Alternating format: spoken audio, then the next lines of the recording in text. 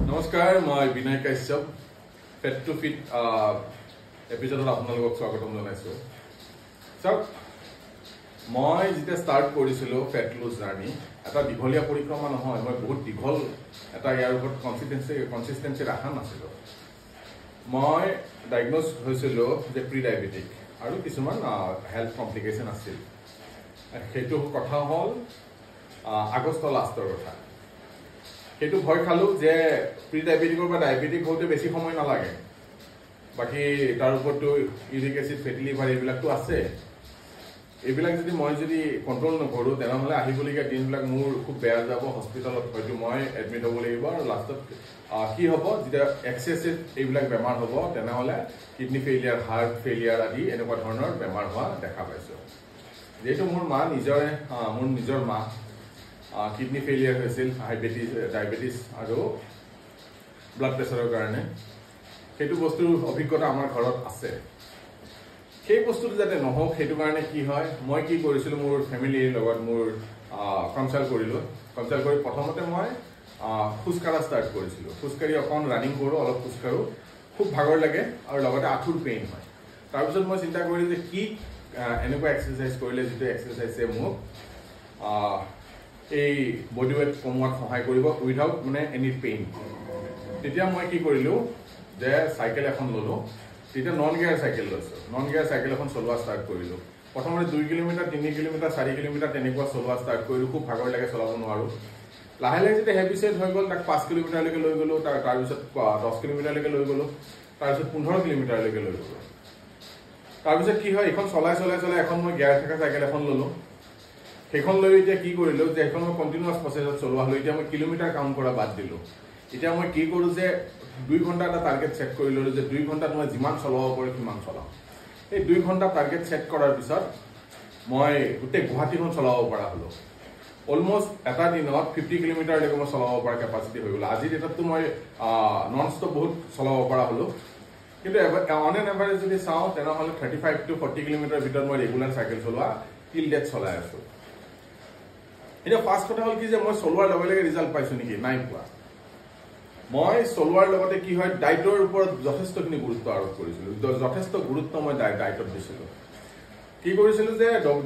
দেগুত্তম অসমৰ মই ভিডিঅ চাইছিলো আৰু লগতে আৰু এটা কথা ক'ব লাগিব নিৰৱমন শৰ্মা নামৰ ল'ৰা এটা আছে খুব ভাল ল'ৰা খুব ভাল বডি বিল্ডাৰ হয় আৰু তেওঁ খুব ভাল হেলথৰ ওপৰত টিপছবিলাক দি থাকে তেওঁৰো ভিডিঅ মই চাম তাৰ পিছত তেওঁলোকক মই চোৱাৰ পিছত বস্তুবিলাক মইও নিজৰ শৰীৰৰ লগত ৰিলেট কৰি ললো লোৱাৰ তাৰ পিছত দেগুত্তম অসমৰ ভিডিঅবিলাক চাই মই কি কৰিলো ইন্টাৰমিডিয়েট ফাস্টিংও ষ্টাৰ্ট কৰি দিলো ইন্টাৰমিডিয়েট ফাস্টিং ষ্টাৰ্ট কৰাৰ পিছত মই 6টা বজাৰ পিছত একো নাখাওঁ পানী খাওঁ খালি আৰু বা লাল চাহ কফি এইবিলাক খাওঁ কিন্তু সলিড বস্তু মই একদম খোৱা বাদ দিলো এনেকৈ কৰি কি হল এটা সময় এনেকুৱা আহিল যে নৱেম্বৰ অক্টোবৰ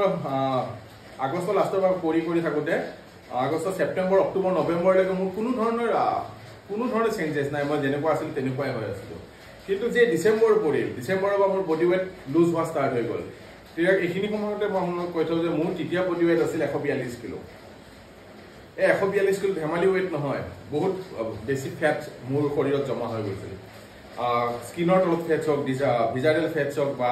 নাৰ্ভৰ যিটো ফেটছ বুলি কয় ট্ৰাইগ্লিচাইড কলেষ্ট্ৰল এইবিলাক বহুত বেছি বাঢ়ি আছিল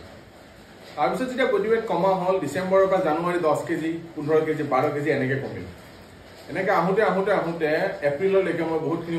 বডি ওয়েট লুজ কৰি দিলো আজি হল মে মাহৰ আজি অন্তিমটো তাৰিখ আজি মোৰ বডি ওয়েট হল 81 কিলো টোটেল মই 61 কেজি লুজ কৰিলো সেপ্টেম্বৰৰ পৰা মানে আগষ্ট লাষ্টৰ পৰা সেপ্টেম্বৰলৈকে এটা কথা হল কি আমি কি কৰিব লাগিব যেটো কৰিলে আমাক সোনকালে ফেট লছ হ'ব আৰু আমাৰ এটা আপোনাৰ ভুল ধাৰণা আছে এইটো মই জিমত যাই গম পালো জিমত মোৰ যেটো ইনষ্ট্ৰাক্টৰ আছে মিনাজ আক্তাৰ মিনাজে মোক এটাই কথা কৈছে যে বিনয়দা কোনোদিনা ফোকাস নকৰিব বডি ওয়েট কমোৱাত সদায় ফোকাস কৰিব লাগে ফেট লুজ কৰা ফেটৰ ওয়েটটো কমাব লাগে ফেট কমাব লাগে সেইমতে কাম কৰিলো মই কি কৰিলো পেৰেলেলি সাইকেলো চলাও তাৰ পিছত মই জিমত যাওঁ আৰু খোৱাটো ইভিনিং 7টাৰ পৰা ৰাতিপুৱা 10টাৰ ভিতৰলৈকে মই একো নাখাওঁ সেইখিনি সময়ত অকল লিকুইড বস্তু অকল পানী কফি চাহ তেনেকুৱা ধৰণৰ বস্তু খাওঁ খাওঁতে খাওঁতে আজি মোৰ বডি ৱেটটো যথেষ্টখিনি মই ডেভেলপ নিজকে ফিল কৰিছোঁ আৰু নিজকে লাইট ফিল কৰিছোঁ চাওক প্ৰথম 1 মাহ 2 মাহতে যে ৰিজাল্ট পাব সেইটো কোনোদিনে আশা নকৰিব ইয়াৰ কাৰণে কনসিস্টেন্সি লাগিবই আপোনালোকৰ কনসিস্টেন্সি থাকিলেহে আপোনালোকৰ বডি ৱেট লুজ হোৱাত সহায় হ'ব তাৰ কাৰণে ডায়েট আপোনালোকে খুব মেণ্ডেটৰী ডায়েটটো ফলো কৰিব লাগিব মই কি কৰিছিলোঁ in between simple carbohydrate completely বাদ দিছোঁ সিম্পল কাৰ্বহাইড্ৰেট মানে কি যে ৰুটি চাউল কোল্ড ড্ৰিংকস চেনি বেকাৰী বস্তু যিমান বেকাৰী বস্তু আছে সব পেকেজিং বস্তু যিমান আছে সব বাদ দিছোঁ তাৰ জায়গাত মই কমপ্লেক্স কাৰ্বহাইড্ৰেট ফল মূল শাক পাচলি চব্জি তব্জি এইবিলাক বহুত বেছি খাওঁ তাৰ মাজত প্ৰটিন যেহেতু মই ভেজিটেৰিয়ান নহয় নন ভেজ হয় মই চিকেন ফিছ আৰু এগ ৰেগুলাৰ খাওঁ আৰু লগতে মই হেলদি ফেটছ যেনে সৰিয়হৰ তেল নাটছ যিবিলাক আমি আখৰোট বুলি কওঁ বাদাম কওঁ পিস্তা কওঁ কাজু এইবিলাক মই খাওঁ আনকি মই ঘিউ খাওঁ এই খোৱাৰ পিছত কি হ'ল যে মোৰ শৰীৰটো টাৰ্ণ হ'ব চেষ্টা কৰিলে আৰু লগতে এতিয়া মোৰ মাছলৰ পৰিমাণো অহা ষ্টাৰ্ট হ'ল য'ত ভিজাৰেল ফেটছ মোৰ বহুত 30 মানলৈকে আছিল এতিয়া মোৰ ভিজাৰেল ফেটছ সেয়া 15 লৈকে আহিছে যথেষ্টখিনি চেঞ্জেছ মই নিজৰ ওপৰত পাইছোঁ সেইকাৰণে কওঁ যে কনসিস্টেন্সি কোনোদিনা নেৰিব কাৰ্ডিঅ'ৰ হিচাপত চবতকৈ বেষ্ট এফেক্টিভ এক্সাৰচাইজ হ'ল ইজ এ চাইক্লিং মোৰ কাৰণে মই যিটো ৰিজাল্ট পাইছোঁ এতিয়াতো মই 10 কিলোমিটাৰ 15 কিলোমিটাৰ নন ষ্টপ দৌৰিব পৰা হ'লোঁ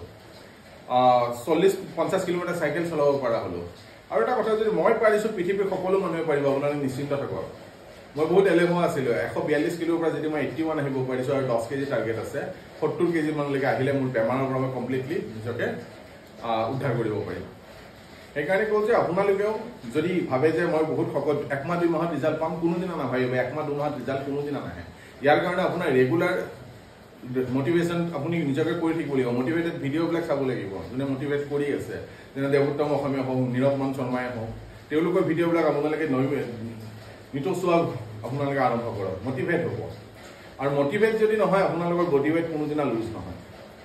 সেইকাৰণে কওঁ যে diet proper exercise proper sleep এই তিনিটা বস্তু যদি আপুনি আপোনাৰ জীৱনত যদি ৰাখিব পাৰিছে তেনেহ'লে আপোনাক ফিট হোৱাত কোনো বাধা দিব নোৱাৰে সেইকাৰণে কওঁ যে আপোনালোকে ফিট হোৱাৰ কাৰণে নিজকে অলপমান কষ্ট দিব লাগিব সব বস্তু ইজিলি কোনোদিনা হয় নুঠে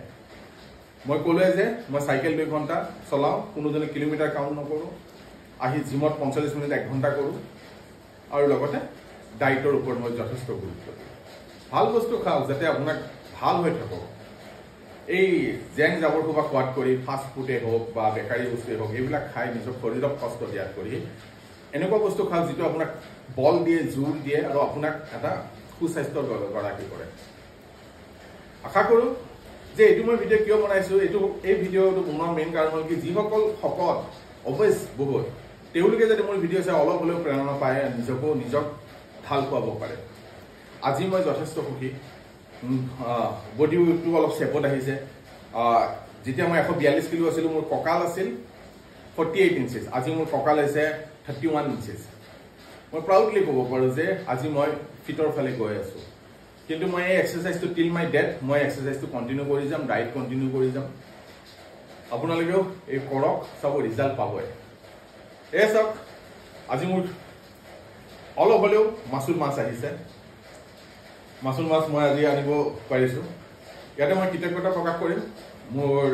অৰ্ধাংগিনী কবিতা মোৰ পুত্ৰ প্ৰয়াগ দেৱোত্তম অসম দীপম বৰ্মন মেজৰ ডক্টৰ লগতে নীৰৱমন শৰ্মা আৰু মোৰ জিমৰ মীনা ডাক্তৰ ধন্যবাদ